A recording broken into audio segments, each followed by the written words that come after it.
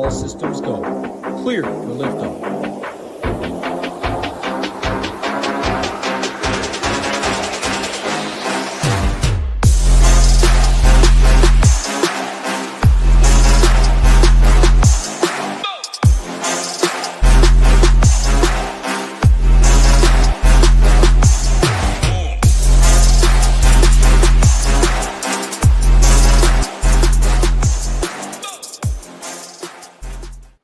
What's going on, golf fans? It's your boy, GS Luke, here with our DFS live stream for the BMW Championship. Going to get you guys ready for all of your lineups, to look at the weather report, any sort of players you're going to go through, any questions in the chat, also some strategy towards the end to tie it all together to hopefully have ourselves a week. And it's a 50-player field, no cut, so a little bit different from that aspect. We'll expand on maybe how you approach this week a little bit differently because of that. Anything on top of all of that I just talked about, feel free to let me know in the chat. And we already got Michael down there, Brant is also Rev Cloud. Welcome on in. Hopefully you're having a fantastic week so far, and hopefully can get even better over the next few days. So any questions, feel free to let me know, but let's hop right on into it. So first things first, we got ourselves Caves Valley Golf Club, which you've not seen since 2021. And before that, we hadn't really seen it at all on the PGA Tour. But even just since the last time we saw this course, there's quite a big difference in terms of the setup. It was a par 72 back then. It'll be a par 70 this time around.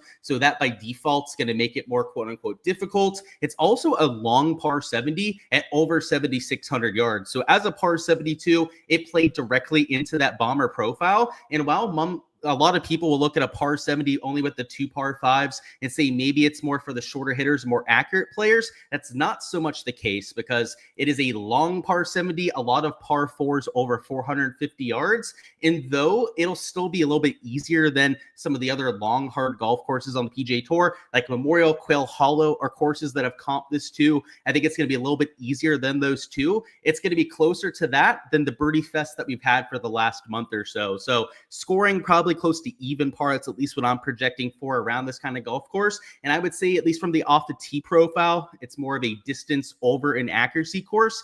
Even though they did narrow some of the fairways, they were extremely wide the last time they played here. Guys like Bryson can't lay a lot of your sprayers off the tee. You had in that top 5, your top 10. I think this time around, you're still going to see some sprayers that maybe have a better than average accuracy week and show up.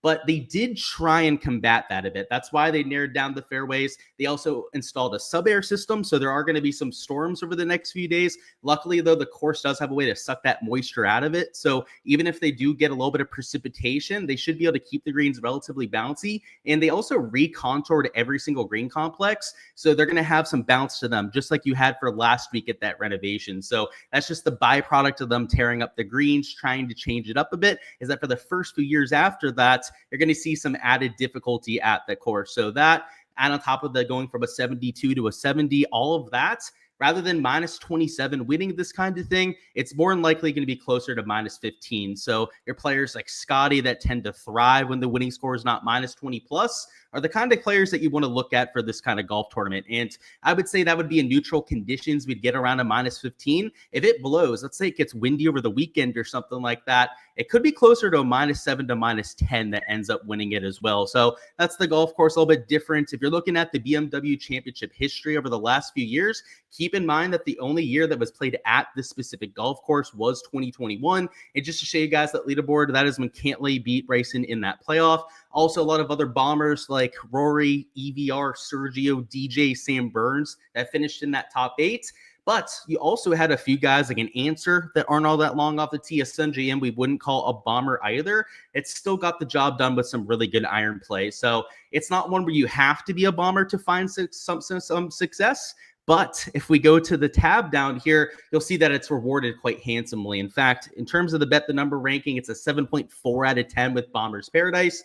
And also from the approach distribution, a lot of shots coming from 175 plus. And anytime you have a course that is rewarding distance and has a lot of shots that are, skewing towards the longer end of the spectrum, distance, the players that hit the ball a little bit further are normally the players that have the most success. So not a massive surprise when we look at the top 5, top 10 that year. We see that kind of a bias, but keep that in mind for 2025. In terms of the weather, it looks pretty flat over the first few days. So the first thing to note is that on Thursday, it looks almost completely flat with the wind. However, a little bit of storm chance in the afternoon. Now, not to get too far ahead of ourselves, but on Friday, they're calling for the same thing. So between the 2 days, I think it's going to wash out and end up evening it out when it's all said and done. But if we go to the HRRS for the Thursday, you'll see that it's also pretty flat, a little bit of a storm chance in the afternoon. NEM for Thursday is also pretty flat, maybe a slightly higher set of winds in the afternoon, but the first few models we looked at really didn't have that bias.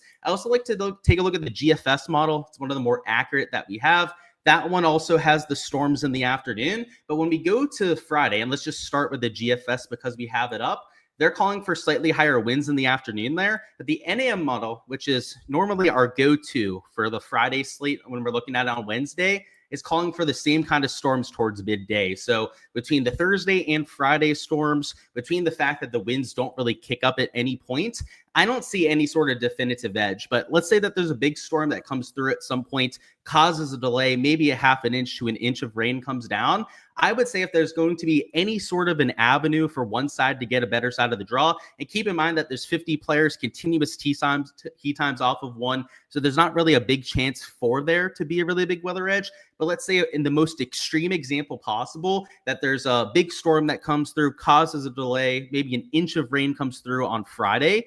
The very late players, the guys that are finishing up their round after the storm comes through, maybe get slightly better conditions to attack, could be more aggressive into the greens, but that would only be for the rest of their round in that scenario. It could be for Thursday as well, right? Let's say that there's an afternoon storm, a lot of rain comes through, softens it up for the guys going out Thursday just after that. It would be a slight advantage, but we're not talking about like a stroke or a stroke and a half advantage, right? We're talking like at most a quarter to maybe a half a stroke advantage in that kind of scenario. So I'm personally not accounting for that sort of thing. I could see that affecting either side of it. Like, remember, it's both afternoons that we've got a storm chance coming through.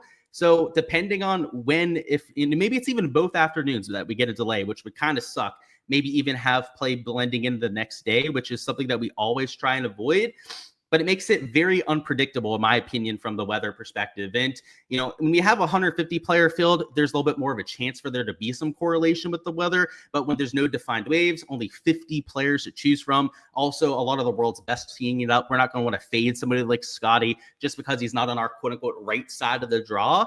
I'm personally not playing it whatsoever. So the weather to me is almost like a non-factor on a week like this. I'm more so just playing it pretty straight up, just getting my leverage in GPPs, making sure I'm not going to duplicate myself whenever possible, and also ensuring that I have enough leverage for the contest that I'm entering to find myself towards the top end of the GPP. And, I said for the contest I'm entering because the larger the GPP, the more people that I'm playing against, the more difference I'm going to have to get to the field in that lineup. Whereas if I'm in a single entry, something like a cash lineup where I'm only entering against 50 to maybe a couple hundred other people, I don't have to be nearly as different to ensure that I'm not duplicating myself, but also to get myself towards the top end of those leaderboards. So that's more so the focus on a week like this, building a solid player pool as well. But the game theory, especially on a sport as variance as what we have here at PGA DFS, is almost always going to be the biggest edge that we have to attack. So speaking of, with that ownership being so important to lean into, let's bring that up and let's talk through the top end of the board. So we're going to go through all the ownership from 8K plus, give you guys an idea over there. First off, let's say hi to any of you guys that have filed in the chat. Going to hold off on the questions for now. We're going to keep those until after we go through the ownership at the top end of the board. But do want to say hi to you guys as you're getting in here. My peeps, my sweaty tryhard crew, as we always say. What's going on, Phoenix? What's going on, Ed, as well? Yob with the super chat. Look at that. Let's go. We got Kep, Nick, also Anthony and Kevin in the chat. Also, shout out to my guy Sites. And yeah, Yob with the multiple super chats. I guess we're going to have to give your questions a little bit of extra emphasis here, huh? That's how it works from that perspective. Let's go through the ownership first. So ownership from 8K plus is always something that we focus on. And that's just an easy thing for us to do content-wise, right? If you went through every single ownership number on every slate, we would literally be here all night. But from 8K plus, it lets us go through some of the more important players on the slate and kind of set the table. And it's not like the ownership on one specific player has to be the end all be all, because if there's chalk, and the way that I do it, I'll just lay it out here right now, is if on a Monday, when I'm first breaking down the slate, I say, I really like that guy, I'm going to play him no matter what, then I'll play somebody that's chalk. So for example, Scotty Scheffler, who's the highest owned player on the slate, I knew on Monday that I was going to be playing him. And you can see that he's blacked out on there. This is from my Patreon projections, of course. That's where you guys can find all the projections, all the player pool stuff that I'm doing personally. You can find that on my X/Twitter. There's a link to that in my bio if you guys check it out, GSLukeDFS.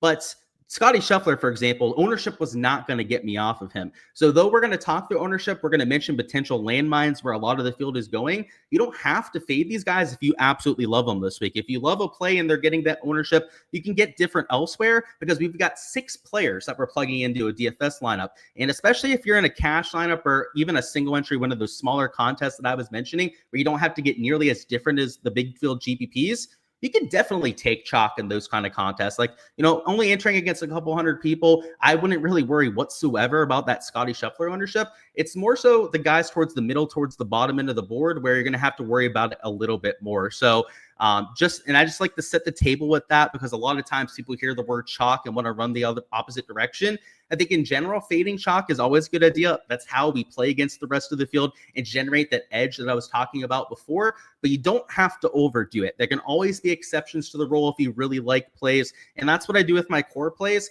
And also with guys like a Scotty Scheffler, that, at least in my opinion, are really hard to fade for a lot of these main slates. But ownership towards the top is something that I went on a slate rant on Twitter/X earlier this morning about. But a lot of the industry just has blatantly incorrect projections this week. And I've never been anyone to mince my words about it. I always just kind of call it and say it how it is. I checked 5 or 6 of the really big sites out there, and all you have to do is just multiply their projected ownership by their salary, and then you sum it up for the entire field. You had sites that were spending on average about $53,000. And the reason for that, it was kind of predictable. That's why I knew to look for it on a slate like this, is because we have a lot more top heavy pricing than what we're used to. So for example, of the 50 players in the field, a whole 20% of them are guys from $9,600 plus. That is nowhere near the case for most slates. I mean, most of the time, we maybe have like 7-8 guys that are over $9,800 or $9,600. In this case, there's 10 players. So it's, if anything, there's more guys towards the top of what we typically see. And there's only 50 players in the entire field. Conversely, towards the bottom end of the board, there are only, I think, like 15, 16 guys that are in the 6K range. In fact, it might even be slightly less than that, players that we have on that portion of the board. Normally, the 6K range is like half of the field in our large field GPP exposure, if not even slightly over half of that. So I kind of knew this was going to happen ahead of time. I was even thinking about it on Monday, really early. The fact I was like, these ownership sites aren't going to have any idea on how to handle this, right? They're going to go, you know what? Scotty's 30%, Rory's 20%. They're going to have all these guys like 10 to 15%, right? Which there are a lot of guys in that 10 to 15% range. But if you're going to do that, you have to compensate for it elsewhere. And where you compensate for that with all the extra ownership at the top has to be with the 6K range getting hammered. If you're going to take all those guys together and their combined ownership is going to be 150 to 200%, like I saw on a few different websites out there, then this 6K range, literally to play those guys with the salary, you have to go down to the low 6K range. These guys would all have to be like 30 to 40% owned. Now, that might end up happening, and maybe I'm completely wrong about it. And it's going to be so studs and duds where like the top end of the board is 30, 40% owned, the bottom is 30 to 40% owned. But if you look at those sites with those projections, they don't have the bottom end of the board 30 to 40% owned. They have them like 2 to 7% owned in a lot of cases. So I think that the industry, it's not even an I think, it's a straight up fact at this point, is running around like chickens without their head off. So if you have a site that you feel good about with your projections, like I obviously feel pretty good about the projections that I post on my Patreon page, then you're going to be on a big leg up on a week like this, because you're actually going to have an idea where the ownership's coming in. And I do think there's a chance that Scotty Scheffler maybe gets a little bit of extra ownership, but we can talk about that now, right? I don't have a crystal ball ahead of time. I don't know exactly how this is going to pan out, I think he's going to be about 25% owned. Let's say that he gets some extra steam, that he's going to be closer to 30% plus. Well, that's going to take away ownership from guys like a Rory, a Xander, and a Fleetwood, because there is no physical way, and I promise you guys this, I do it all by hand. I go through all these different iterations. That's why I know how silly it was that these other sites were doing what they were doing. It has to be compensated for at some point. So if you, for example, think that Scotty might be getting a little bit of extra exposure there, I think that's a perfectly reasonable take. I've seen a few people that think that sort of thing this week. Then just know that Rory, Xander, Tommy, and Aubert in that situation are going to be even lower owned. In fact, you might even get a Tommy Fleetwood at like 10%, or a Xander Schauffele at close to like 10, 11%, a sub 15% owned Rory McIlroy, if that's going to be the case, because there's only so much salary that can go around. Now, let's assume that you're hard bent, right, on the ownerships all being super high on these players up top. There's only one way to make that work, right? And that's with all these guys at the bottom being super highly owned. So it's going to be a weird slate just based on that alone. That's where I like to set the table on it. But I also kind of like to call out a lot of people in the industry for having these sort of projections, because they're nonsense. They make absolutely no sense, right? And just kind of like throwing out spitball numbers and not doing a lot of the math and a lot of the simulations behind it that are necessary to see exactly where people are going to go. And there's one thing that we know about PGA DFS players. I mean, people will usually play the chalk, the names that they hear talked up in content. Like, that's what I think a lot of people focus on with ownership. But the one thing that we really know is that people spend all their salary. Upwards of 95% of lineups spend within $500 of the max. So if we're making ownership projections that are spending over or, under that $500 of the max, then that's a mistake. And, if let's say that you were leaving too much on the table, let's say you were like on average at like $49,200 or something like that. That would be somewhat excusable, because you can still actually build lineups like that. Now, no one's on average going to leave like $800 to $1,000 on the table. So that's why that set of projections really wouldn't make that much sense. But if you're doing it in the opposite fashion, spending an extra $1,000, $2,000, $3,000, $4,000. There was a site that spent $54,000 on average for their projections.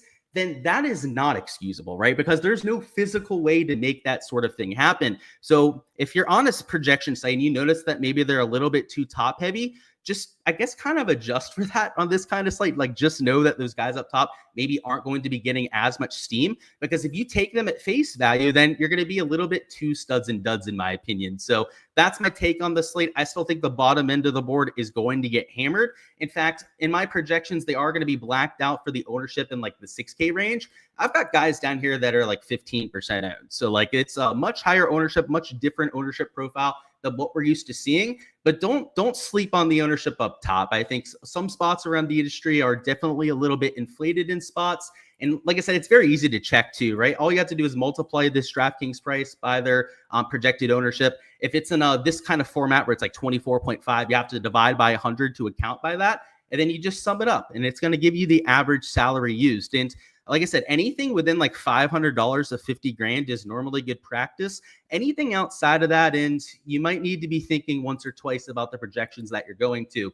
Let's talk through a few players that are getting the steam. And I knew I was going to go through that rant at some point, but it just infuriates me to see that kind of thing. And it'd be one thing if it was just like one site that made that mistake, but all but one site. There was only one site. I'm not going to name any names when it comes to this. I'm going to keep it all anonymous. But I checked 8 sites, and 7 of the 8 spent at least $51,000.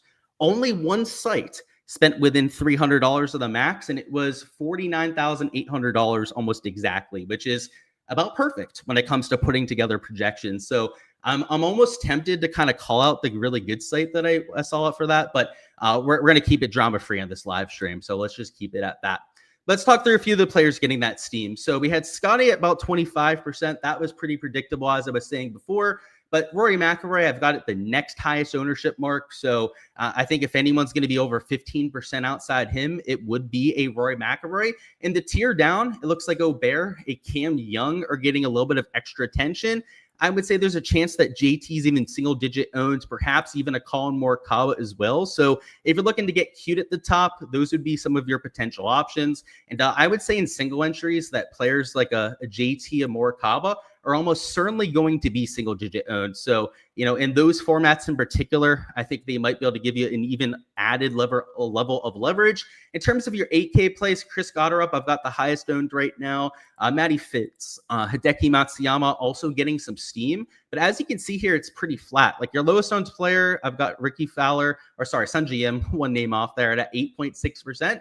And your highest owned players only about double that ownership mark. So towards the top end of the board, there's not even that much leverage to be had. And spoiler, I guess, the 6 and 7K range, if you guys have a Patreon subscription and you guys see those, there's not that much spread towards the bottom. A lot of times we have the spread getting bigger and bigger the further down the board that we go. On this kind of slate, it's almost exactly even. And it's because of the amount of players that you have to choose from. Like normally the 7K range is like double or triple the size of the 8, 9K range. The 6K range is like half the entire player pool, for example. As I was mentioning before, when that's not the case, it consolidates down that ownership and it makes it a slightly different dynamic. So while normally I would say like making the ownership pivots at the bottom end of the board is almost a necessity, where I'm almost focusing all my game theory, it's across the board this week. Like I've got some game theory pivots that I'm taking towards the top. I've got some game theory pivots that I'm taking towards the middle end of the board as well. That's the way that this slate kind of differs than most, I would say, is that your ownership pivots don't have to all be with your 6, 7K guys that you're taking at sub 5%. You can even do it, for example, I'll throw out a few of them with a Morikawa or the JT at like sub 10%.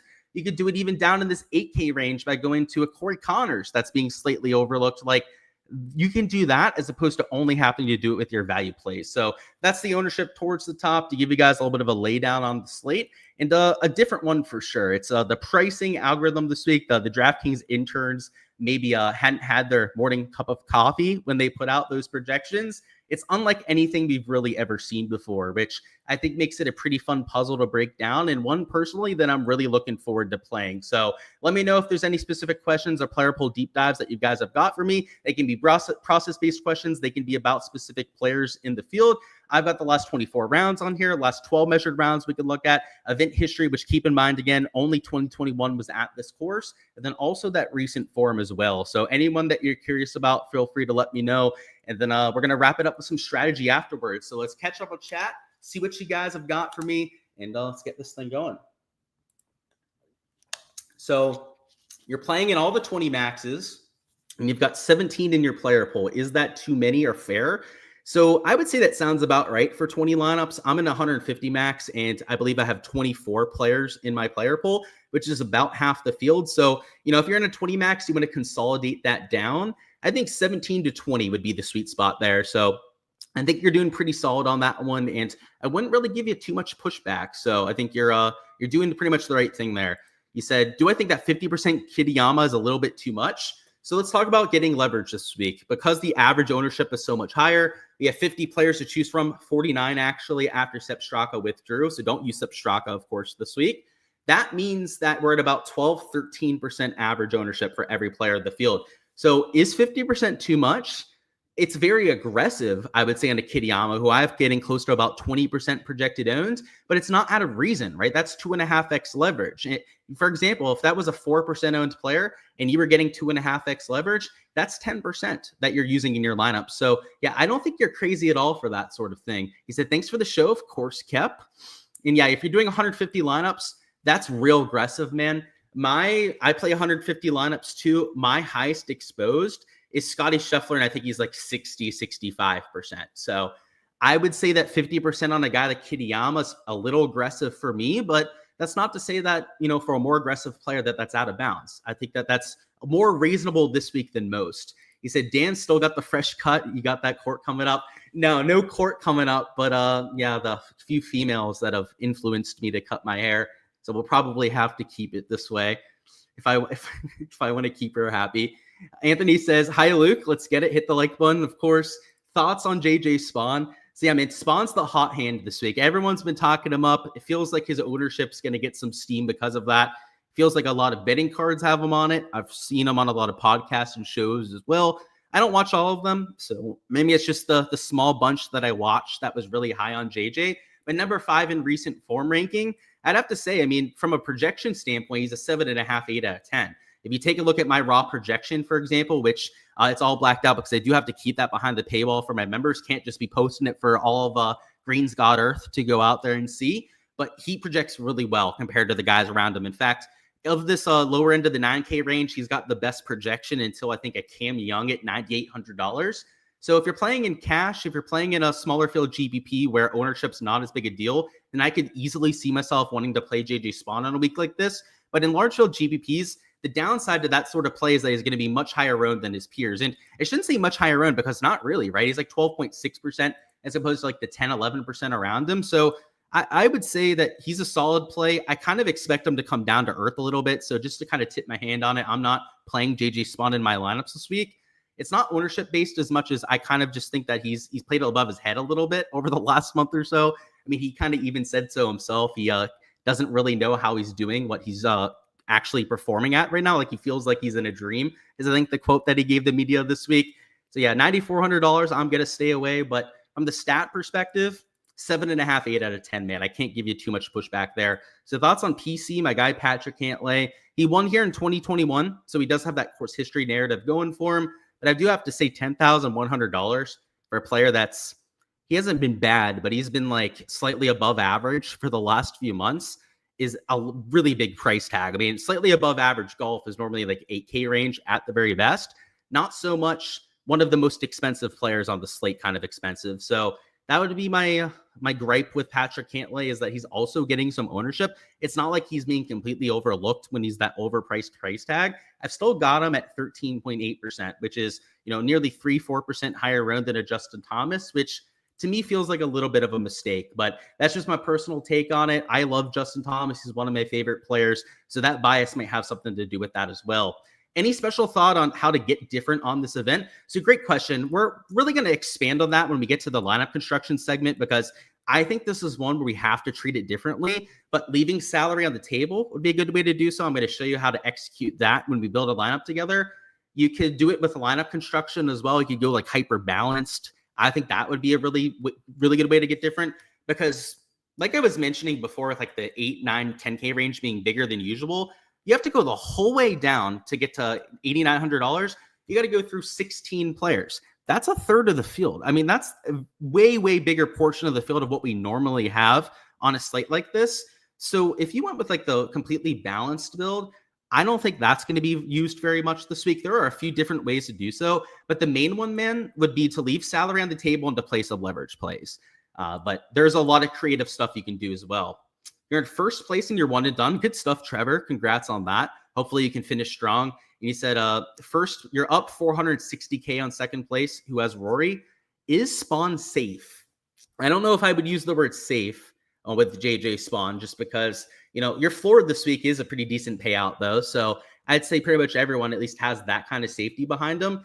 But I don't know. He's the chalky pick and one and done. So if you're in first place and you want to defend that position, then JJ Spawn would kind of be the cop-out answer. So I see what you're doing there. But that strategy only works against the subset of the field that's using JJ Spawn. And it's not like JJ Spawn's going to be 80% owned and one and done this week. Like the projections that I saw for one and done had him at like 20 to 25% of lineups.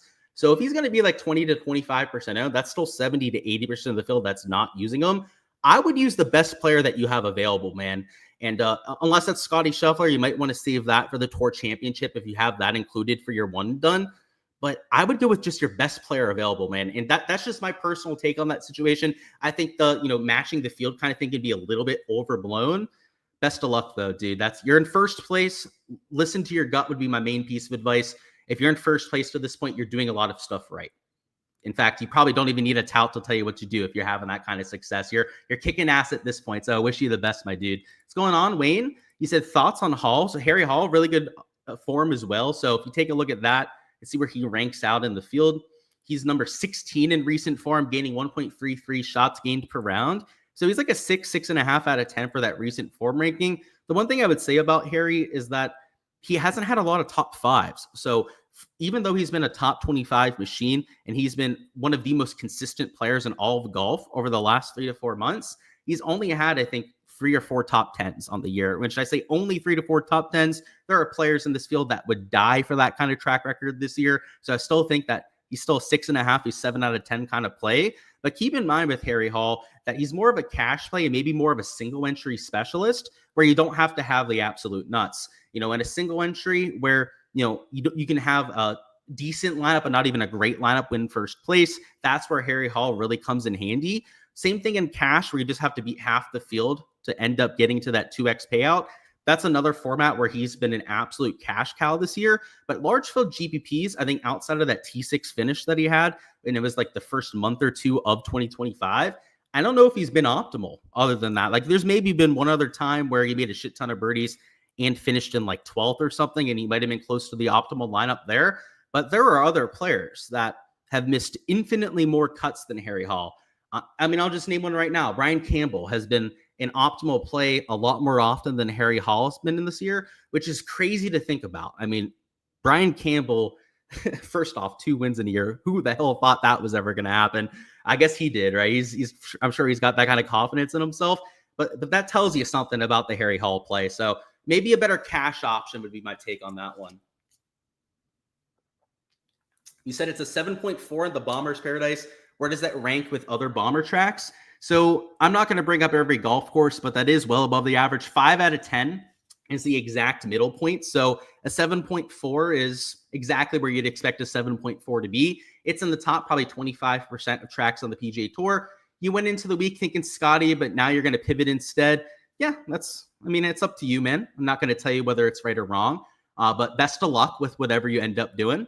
Andrew says, what type of strategy would be appropriate for finding a first-round leader or a showdown team? So I don't really think there's anything different than main slate this week, Andrew.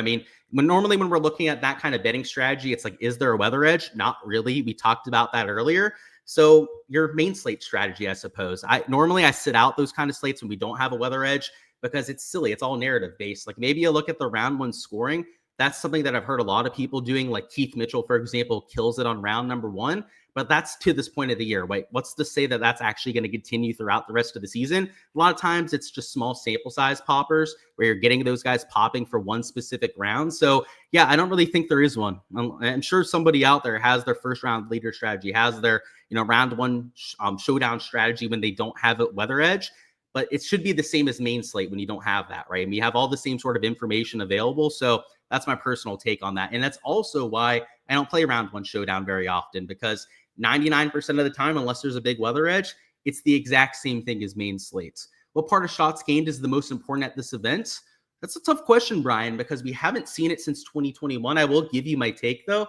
I think approach is always the most important. So that's really the answer to the question. But the more important, or maybe the more, what's the word for it, useful thing here is maybe the second most important stat, because I'm almost always going to tell you approach with what's the most important stat, and that would be off the tee distance. I've heard players talk about how this is a long course, a lot of long irons in play. I heard players even say that it's going to be driver on every single hole, probably driving distance on top of that iron play. Do we have a cut? No cut this week, as Joe said in the chat. Thoughts on Hideki? So I like him at courses that are difficult, and I think as we've heard the players say that they think it's going to be harder this time around, that helps out Hideki Matsuyama. So I'm at like a 6 out of 10 on him, Nick. He's not my favorite play this week. I kind of liked him more at TPC Southwind where he had that course history, but the beauty is now that he'll be a slightly lower owned option after having a slightly disappointing week. He said, tell me again how I see if you have good projections. Yeah, I got you, Steven. So you take this DK price. So normally your projections will be in like an Excel format, right? You multiply this number, and I'll actually just show you over here. So hit enter, click on the DraftKings price, multiply. So that's just the little star sign, of course. And then you multiply it by that. If it's in percentage format, you don't have to do anything. You can just click enter. Because it's in block number format like this, like 24.5, we're going to have to adjust that down by dividing by 100. Right? That's what we do to make that happen. You do that, you copy it, you paste it the whole way down for every single player, and then you add them up. And if that number is around 50,000, then they've done a good job. If not, then yeah, maybe they don't know what they're doing. Your middle name is aggressive. I like that. And yeah, 50% Kurtz is aggressive. So you'd be earning that nickname. It's all in the lab putter. Yeah, dude, Ricky Fowler, Glover, those guys with that putter can certainly attest to that. I have one, Ross. I just need to bust it out and actually use it more. I perform a lot better with my normal blade putter, but who knows? He said, you saw 53% Kitayama and the total is $1,200. That's crazy, man. I think that's pretty aggressive, but like you said, if that's your middle name, then go for it. You said you disagree with me not naming names. All these other sites are ripping people off and should be called out. Yeah, but I'm on in someone else's channel right now, Spizwolf, right? So I don't necessarily want to do that on somebody else's platform. If I was on my own YouTube channel and I could speak my mind freely, I probably would, but that's not the case right now. So I'm an employee of the SHIPIT Nation when I'm on this channel, and I'm going to do what I think is best in that scenario. So I respect that opinion. I tend to agree with you for the most part, but you've also got to realize the situation that I'm in here, right? This isn't like I'm on my own YouTube channel. What is my guess on the winning score? I'd say -15. I really think it depends on the weather, though. Like, it could get to -20 if it's perfect. That would take really good golf, though. Someone would have to just kick butt the entire weekend to do so. But probably like -15. If it's really windy over the weekend, maybe it's like -10 to -12. But that's my guess on that one. Thoughts on Vegas for a 6K play? Your gut says Stevens, but Vegas seems like the better for single entry. So, yeah, I would say, let me get a sip of water. I kind of think on that one for a second. So I have both of them, Michael. That's why it's like choosing between my favorite two children. So that's why it's kind of tough to give you an answer there. I like both of them. Vegas will be the higher owned between the two. I know we don't have the ownership up for the entire field, but I do have Vegas as getting a little bit more steam. If you need to get different, go with Stevens. If ownership's not a big factor, I would lean towards the Vegas side of things. Yeah, I know your middle name's not aggressive. I know that. Somebody in chat probably thought so, though, but I know what you were saying, man. He said thoughts on Sam Stevens. I'd give him a 5 out of 10, Nick. I think he's about as average play as humanly possible, but I'm using him, as I told you with that comment there with Mike, because there are other guys in that range. I mean, let's just scroll down there. I mean, the other guys in this range are like 2 out of 10s. So it's not like I love him this week. It's not like I think he's a fantastic play at $6,500, but the players around him are playing dog shit golf. So if he's a 5 out of 10, just kind of like middle of the pack sort of dude, then he's actually one of the better plays in that range. So I'm playing him this week. We'll see how it works out. Yeah, and I know you're playing, bro. You never know with the chatters, though. He said, if I fade Rory and Scotty, is that different enough? As long as you're not going chalk for like your entire lineup, yeah. I mean, I would assume that the rest of your lineup's probably got enough leverage in it. But just feeding these two alone, that doesn't necessarily mean that you're going to have a leveraged lineup, because let's say that all 6 of your players are like 13 to 15% owned, then you might not have enough differentiation in there. So good question, Nick. That is not enough just by fading those two. You're still going to have to pay attention with the rest of your lineup. And it's kind of what I was hinting at before with the ownership down low being so high compared to normal slates, is like a lot of times we'd be down in this range and like they're, sub 5%ers all over the place. I don't think there's anyone under sub 5% in my projections this week. So it's just a little bit of a different one compared to most. In fact, let's build a lineup, show you guys how that lineup construction is a little bit different this week than what we normally have, and wrap this thing up. So in terms of building a lineup, we just have to make sure that we're getting enough differentiation into it. But it's a little bit of a different task this week. A lot of times I'll take somebody that's like 15, 20% towards the top, and we'll say, oh, I'll just mix in a sub 5%er down low. We don't have those. There's literally none of them on the slate. So our thought process has to be a lot more nuanced. We could do it with our lineup construction, maybe going super balanced, maybe going super studs and duds. I think if you take it to the extremes, that you might be able to get a slightly lower duplicated lineup, just because people won't be as extreme as you're being in that lineup. However, I think probably the best way, and the way that I did it this week, is to set an ownership cap. And I'm not always a huge proponent of not spending all of your salary, but this is the week to do it. I mean, if with a 50-player field, a higher chance of duplicating, and an ownership that is so condensed, I found myself leaving $200 to $500 on the table quite often. But I did not leave more than $500 on the table. So, what I mean by this is just getting a little bit different to the field. So, for example, let's start with a lineup that starts with a Xander Schauffele. He's one of the players that I like this week. Let's throw in a Colin Morikawa as our second man in. Third man in, we'll throw in a Chris Goddard.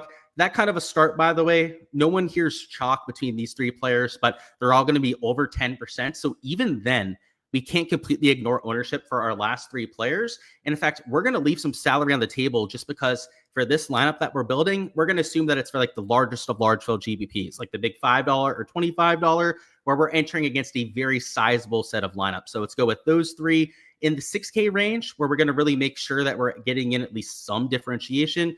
Let's throw in Nick Taylor at $6,600. I haven't heard him really talked up much at all this week. Let's throw in Jason Day as well. I love Mav McNeely. He's one of my value plays this week. I'll be well over the field on Mav, but he's not going to be somebody that's getting us that differentiation. So because this is for like the big $5 or $25 GPP, we've got to be thinking about those sort of things a little bit more. And I don't know if you have to leave a whole bunch of salary on the table to make this work.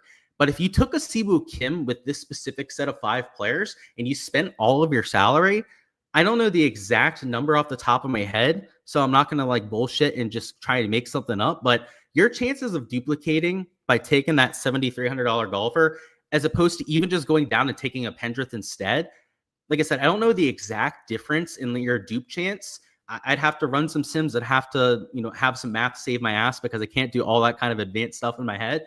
But probably like doubles your chance of duplicating. Like, again, that's just kind of me spitballing, giving a BS answer on that one. That's the best I can do here on this live stream right now, but it significantly impacts your chance of having a duplicate. And, the further down you go with leaving salary on the table, like we go down here to like, I don't know, $6,800, $6,700, we're leaving $600, maybe even $700 on the table with our last man in. It's going to give us a much better chance to not have the exact same combination as somebody else. And it's going to give us a little bit of added ownership leverage as well. So that's personally where I'm getting quote unquote different this week. Great question sites before on getting different in a 50-player field. It's harder to accomplish. And I think it's even harder to accomplish when they do pricing this way, when they have it so spread out at the top and the bottom end of the board, where you don't just have a range like we oftentimes have in the 6K range where you can automatically get that differentiation. So, hats off to DraftKings for kind of changing it up on us, for, keeping us on our toes. A lot of times it gets kind of monotonous when it comes to the lineup construction, especially when it's a normal pricing week where we have so many guys at the bottom that you're just going to be able to find guys to get different automatically. That's not the case on this kind of a slate. So just don't sleep on that. Make sure to incorporate that into your lineup construction.